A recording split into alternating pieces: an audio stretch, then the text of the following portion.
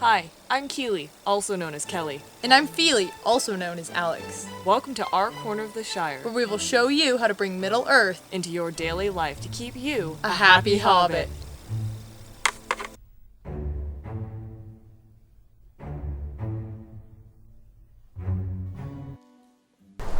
Welcome to this episode of Happy Hobbit. Today I'm going to yet again attempt something I've never tried before.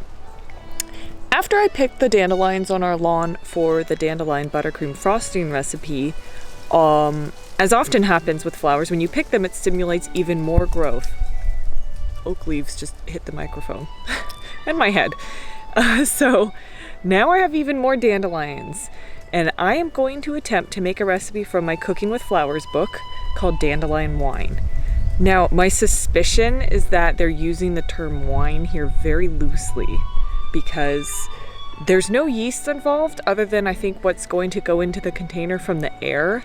So I'm a little skeptical of what it's going to turn out like, but I would like to try it nevertheless, because this may be my one chance to have enough dandelions. And I'm not even 100% sure I'm going to have enough dandelions. It doesn't look like I have enough to make 4 cups, but I'll make what I can.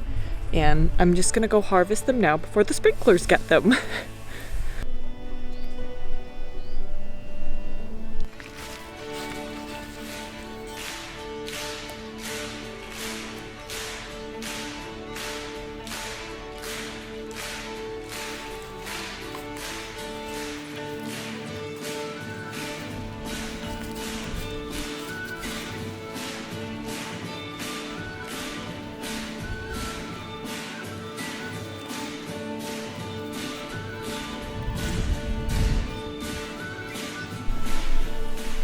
So as you can see, it's definitely not 4 cups worth, but if my math is right, this is twice as many as I got when I picked them for the frosting. So it's interesting, it's like the flowers produced double to compensate.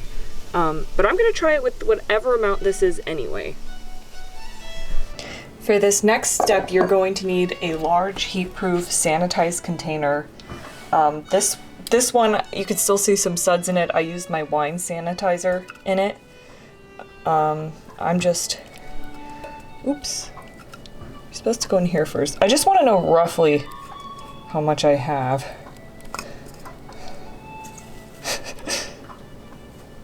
Okay. It's gonna be like 1.5 cups versus 4. This way though, I can also make sure there's not any bugs. Give the bugs a chance to leave. There's no need for this to be bug massacre. Okay, so that's like 2.25 cups, but we're gonna try it anyway. So onto your dandelions, hopefully you'll have more than me, you're gonna pour 6 cups of boiling water.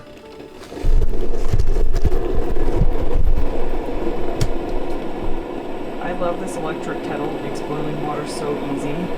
So you can see I have a sanitized jug. I was a little early with that. I guess I won't need that probably until tomorrow. I'm just going to add my boiling water. Sorry, bugs. Make sure they're all covered.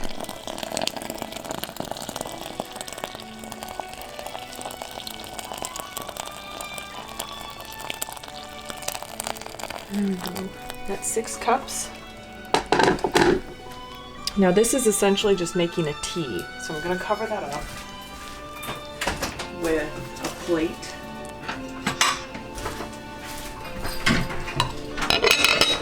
And let it steep. It has now been 24 hours, it's the next day. And the first thing I'm going to do is strain the dandelion, they're calling it a tea, through a fine mesh strainer, and then kind of press on the flowers like I've done when I'm making wine with fresh fruit to try to make sure we get all the juices and flavor out. After that, I'm going to transfer it to the stove and get it boiling. And while it's boiling, I'm going to use a funnel to put about 2 cups of sugar into my 1 gallon carboy that I've already sanitized and everything. But I'm explaining this to you all ahead of time because I am filming this one by myself and I'm trying to make sure I do a good job. Okay, as you can see, I have my fine mesh strainer. You could also use cheesecloth or something like that. Smells. Doesn't really have a smell. Here we go. Very yellow liquid.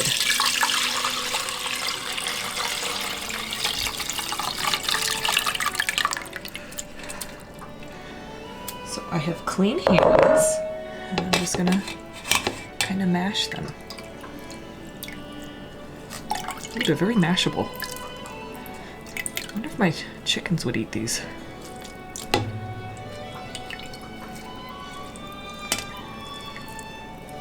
Oh, they're mashing all right.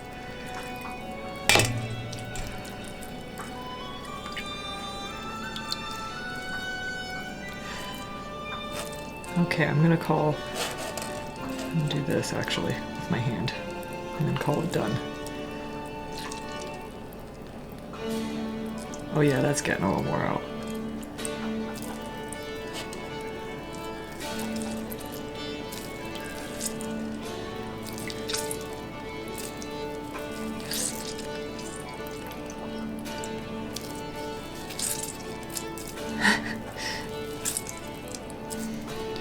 Okay.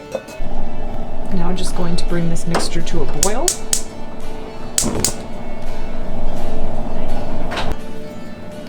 The recipe I'm using calls for an orange and a Meyer lemon to be sliced up and put in it, but unfortunately I don't have a lemon, so I'm just going to use the orange and hope that it turns out okay. Not sure how I should do this. I have to get them small enough to fit through the neck of the bottle I'm using. So I think I'll go like that.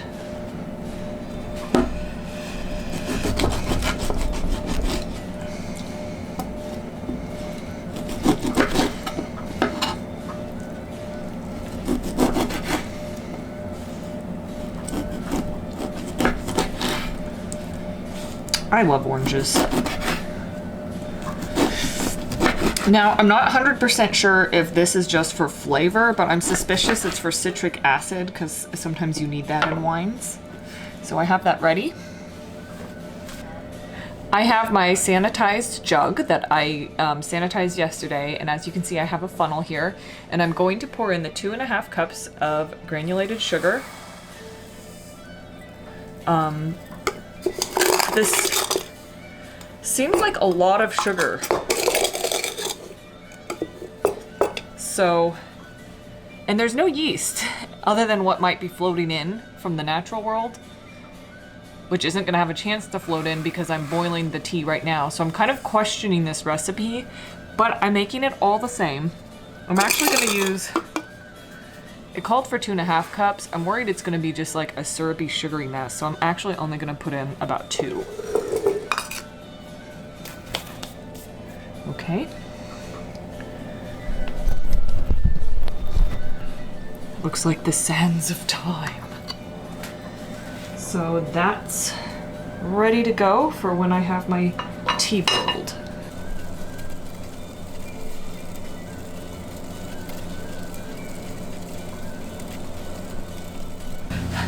Now that my dandelion tea has come to a boil, I'm going to very carefully pour it through the funnel into my container.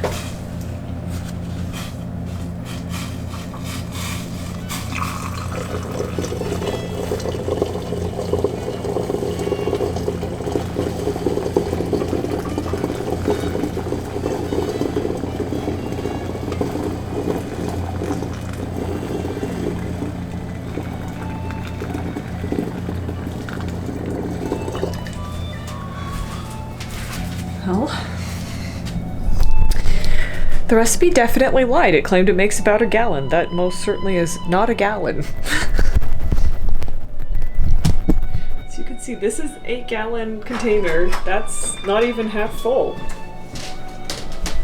Since I don't have a lemon, I'm just gonna add a dash of this, which is lemon juice. Pour that in.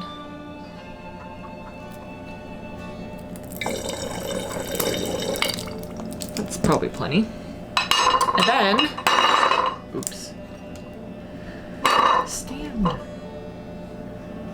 Then I'm going to add my pieces of orange.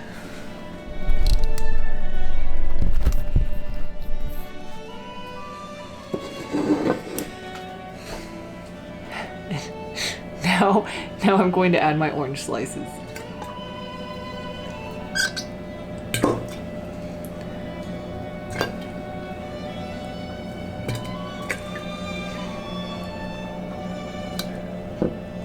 It's a little wide.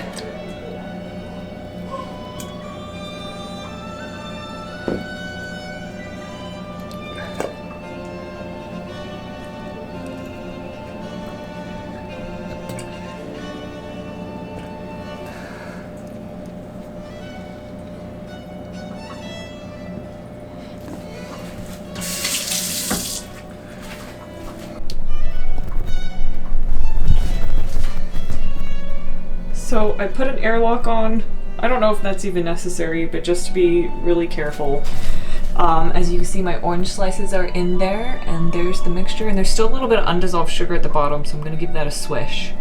Now you leave this for 2 weeks, and you keep shaking it every few days, and we'll see what happens. I'm a little skeptical, but I hope to be pleasantly surprised.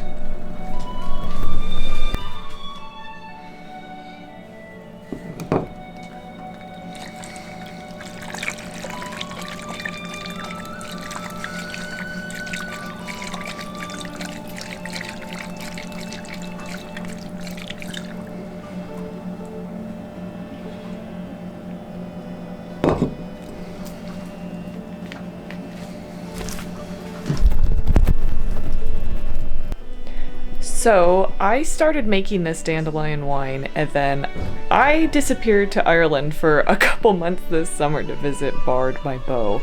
And I came home and I kept remembering about it and then forgetting about it. So this is a failure, but I'm gonna show you what it looks like, and if you try it at home, I hope that it turns out a lot better than mine does. So as you can see, there's, I think that used to be the lemon or orange slices, and there's some really strange residue on the top. That's a layer of fungus, but there's weird golden droplets on the top, and it's safe to say this is not remotely safe to be consumed. So, I hope you've enjoyed learning how to start your dandelion wine and how to not finish it. So I would love to hear how it goes for any of you fellow Shirelings who do try it and have it turn out successfully, because I mean, mine's probably great for orcs or uruks at this point, or trolls. In fact, I should leave it out for the trolls. That's a really good idea. I think I'll do that. I'm at a perfect spot. Now all I need is a troll to come by.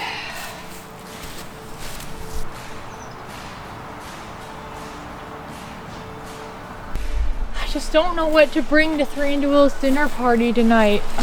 Gosh, what? Oh! Free Gross wine? Gross wine is Thranduil's favorite. It's from the south. Cool.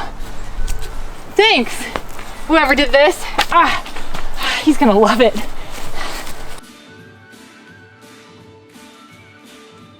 Okay, you can set it down. I don't want you to hurt yourself. Hey, you know, do you think it's so really gross. bad? Yeah, look, it's got like, that looks like kombucha or whatever that stuff Wine is. is just really old, gross stuff. I know, but that's like a fungus layer, and there was like droplets of golden things. Okay. I think we should just dump it. Yeah, gross wine.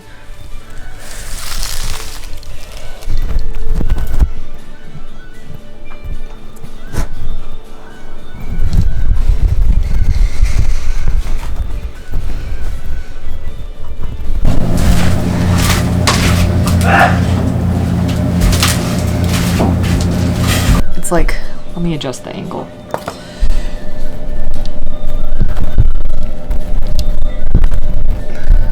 Okay, so, in fact, let me start over again. Well, I hope you've enjoyed this episode, and I will see you next time on Happy Hobbit.